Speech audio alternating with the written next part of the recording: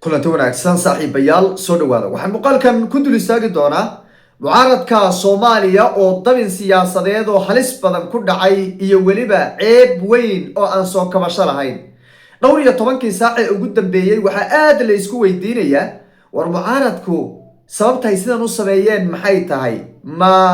kasbay u sameeyeen oo dawladda ay tijaabinayeen mise aqoon darri ayaa qaaday sidee ayay wax u jiraan. falcelin xooggan ayaa ka dhalatay weerarkii shalayto ka dhacay degmada ama saldhigga degmada warta nabadda. dad aad u tiro badan ayaa kasoo falceliyay ummadda Soomaaliyeedna siyaabo kala duwan ba haba lagu kala duwanaada, laakiin inta badan waxaa aad loo hadal hayaa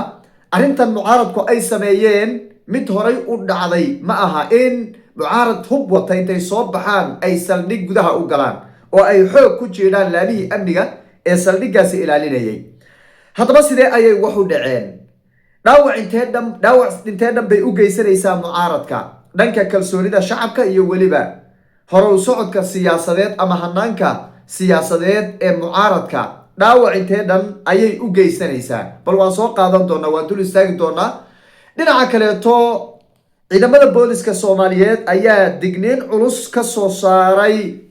kadib baaqi ka soo baxay mucaaradka xalayto, waxa ayna ka digeen tallaabada mucaaradku ay ku dhawaaqeen.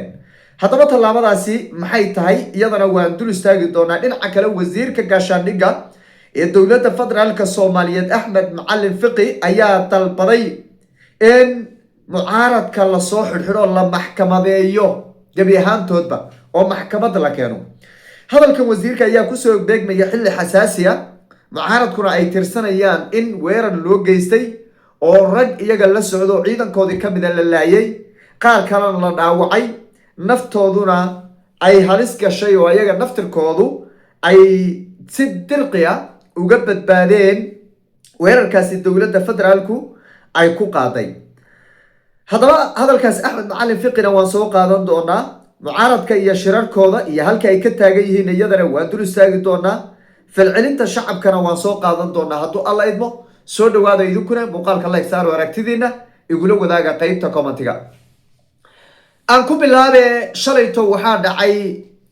dhacdo aad iyo aad u fool xun oo ka dhacday saldhigga degmada warta nabadda ama wardhiigley midkii loo yaqaanaba.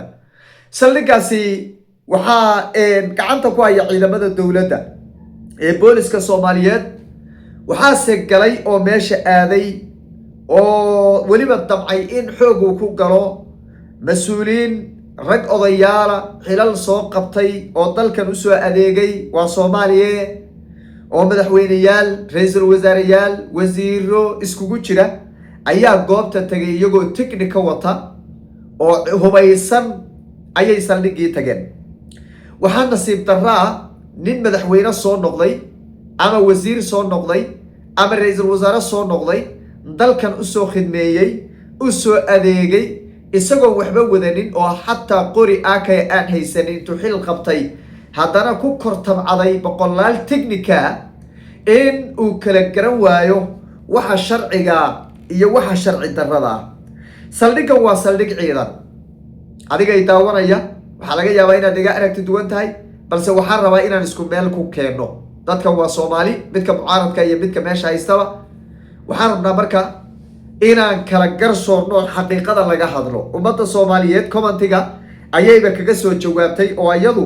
dadka Soomaaliyeed sida ay qabaan wayba muuqataaba, wax soo qoraya way saxayiin ma jiro. maxaa loo leeyahay waayay baa loo soo qorayaa anagu leeymaana gaar hal xidhxidhaaba taagnaay, laakiin waxa la leeyahay maxaa loo leeyahay waayay bay dadku soo qorayaan. bal inta maxaa loo leeyahay waayay aan gaadhin saldhig ciidan in intuu mucaarad tiknika soo qaato gudaha u galo maxay ujeedadeedu tahay? waa saldhig ciidan oo dowladeed oo mid sharci darro ku xukuman, mid gabdho soo kufsaday, mid wax soo dilay, mid waxa weeye tuuga wax soo xaday, mid isagaba laga yaabo in la dilo, intaba ay ku xidhan yihiin oo baaritaanadooda ay socdaan. in intii tiknika lasoo qaato tikniko intii lasoo qaato saldhigga gudaha loo soo galo, arrintaas sharcigu wuxuu ka qabaa. dalkeenu dastuur buu leeyahay, dalkeenu shuruuc buu leeyahay. ha la isku yar xadgudbo oo xoogaa waxa weeye dadku xuquuq darri iyo cadaalad darri iyo waxaa dhacaan laakiin haddanana dalkeennu wuxuu leeyahay sharci iyo kala dambayn iyo qawaaniin ummadda Soomaaliyeed ay samaysatay buu leeyahay ma aha in xadgudub walba aynu qabiilayno ama aynu waxa weeye dan shakhsiyadeed aan ka eegno waa inaan xaqiiqda ka hadalno weeye saldhiggii ciidanka ayay la imaadeen technico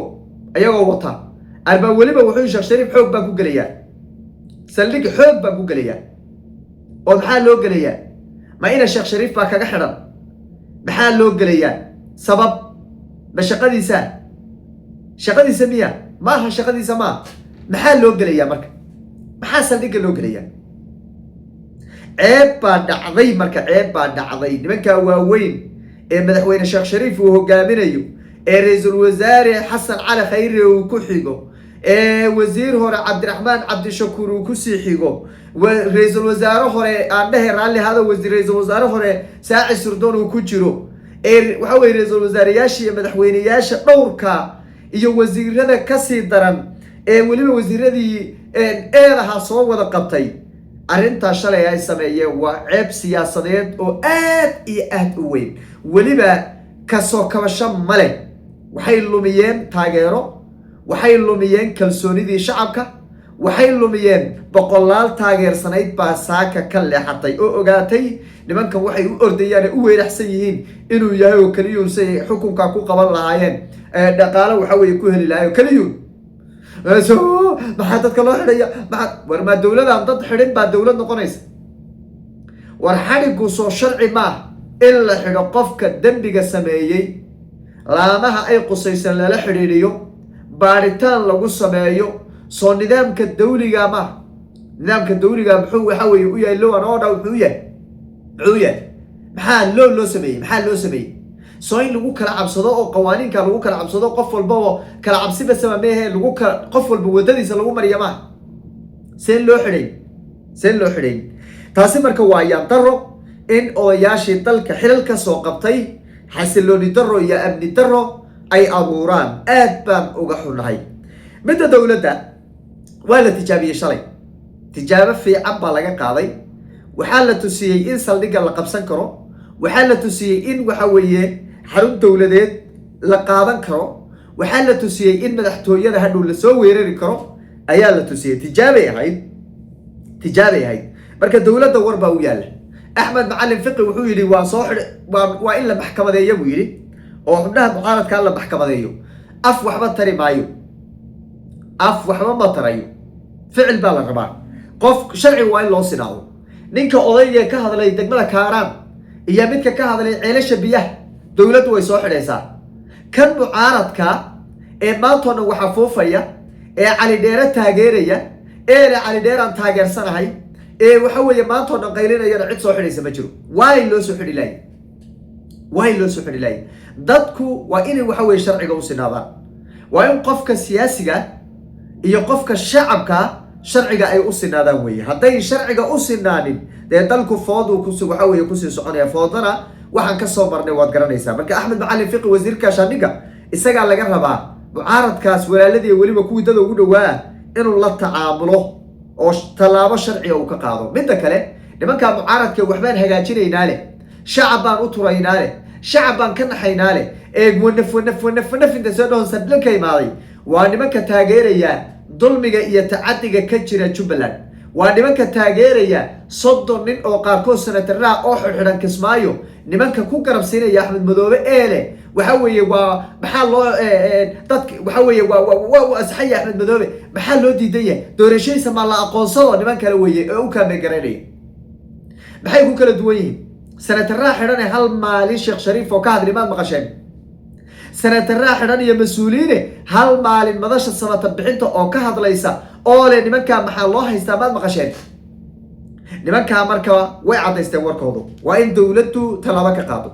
talaabo waa in laga qaado way taasi marka waa midaan dhinaca boolisku waxay sheegeen inaan la isku soo bixi karin la fulin karin awaamirtii ay fuliyeen ama waxa weeye dhawaaqi ka soo yeeray mucaaradkii ahaa banaanbax ballaaran inaan la fulin karin banaanbax dawladdu aysan ogeyn cidda isku soo baxdee banaanka imaata oo soo baxda oo cabasho iyada teeda ka baxsan oo mucaarad u soo baxda madaxa la qaado anaa fasaxaya macquul ma soconayso shacabku waxay u dibad bixi karaan waxay iyaga ay dawladda kaga soo horjeedaan muxuu yahay dawladdu waxaanay nagu samaysay dawladdu waxaana waxa weyn lagu kordhiyay dakhligii baa lagu kordhiyay cabashada dadweynuhu banaanka way keeni karaan laakiin mucaarad baa maalinna ku soo saaran maalinna ku meel kugu haysan mucaarad baa dantiisa asagoo raadinaya soo baxay intuu dhow banaanka imaanaya no xilligii farmaajada waan diidanaa waan ka hor imaansanaa haddana waan ka hor imaansanay dadku danahooda ha raacdaan dadku waa inay dantooda gartaan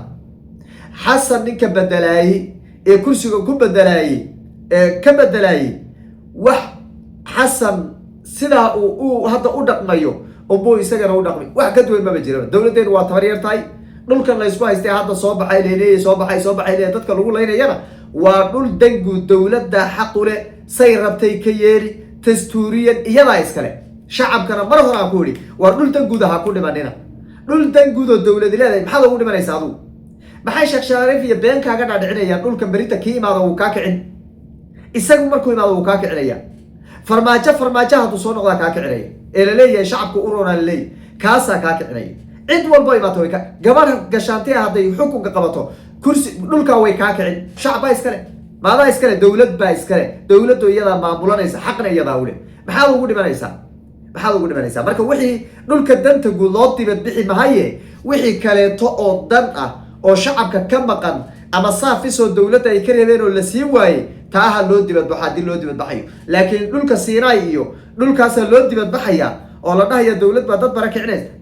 barakicinaysa ma jiro dawladdu dhulkeeda ay soo ceshanaysaa dhulkana dawladda iskale oo waa dhul danguuda wey qofkii shacab oo dawladdu ay ka qaadanayso ha noo soo sheegto linkiga hoose ha noo soo saarta annaga la hadlayna dawladdu dhahayna tuugatiina ka daaya dadka dhulkaas saas fasaxan dhahayna dhulkaas iyo dadka u daayana waan qaylinayna qayladaana badanay warbaahinta dhan baan u qaybinayna marka taas aan leenahay xaaladda saaka way degan tahay walow ay jiraan dhaqdhaqaaqyo labada dhinaca oo iska soo horjeeda haddana xaalku waa degan yahay mar walbana way isbedeli kartaa waynu eegi doonaa intii dhimatay shalayto allah u naxariisto intii dhaawacantay allah u boogadhayo intii barakacdayna ilaahay guryahooda iyagoo nabada ha ku soo celiyo mas-uuliyiintana ilaahay qalbiyadooda ha isku soo dumo oo ha isku soo celiyo dadka danaha gaara wata ilaahay ha naga qabto dadka danta guud wadana ilaahay horay ha noo soo mariyo insha allah wixii ka soo kordho waynu eegi doonaa hadduu alla